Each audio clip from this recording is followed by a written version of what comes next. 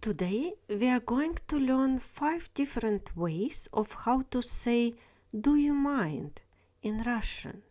This phrase is super useful in everyday conversations, especially when asking permission politely.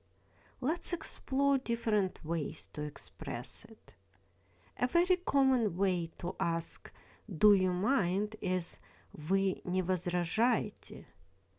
The informal form «ты не возражаешь». Вы не возражаете, если я закрою дверь? Do you mind if I close the door?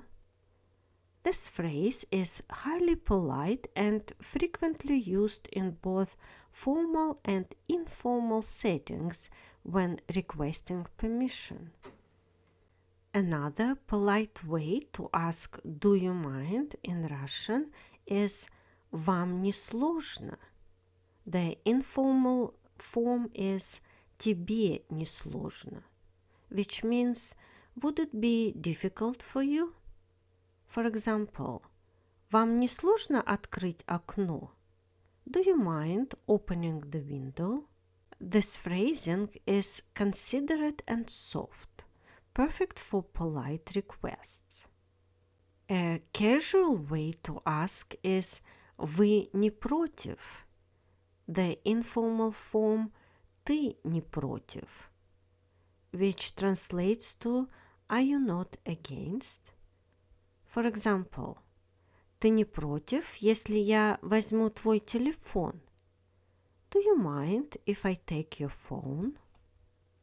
For situations where you want to check if something is bothersome, use «Вам не мешает?»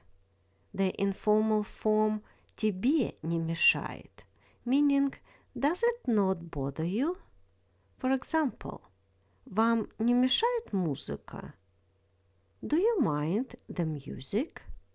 This is useful when ensuring that your actions aren't disturbing someone. A highly polite and formal way to ask is «Вас не затруднит?» The informal form «Тебя не затруднит», which means «Would it not trouble you?» For example, «Вас не затруднит помочь мне с документами?» Do you mind helping me with the documents? This version sounds professional and refined, ideal for workplace interactions. So there you have it. 5 ways to say "Do you mind" in Russian. Whether you are speaking casually or formally, now you have the right phrases to use in different situations. Try practicing them and soon you'll sound natural in conversations. Thanks for watching and see you next time.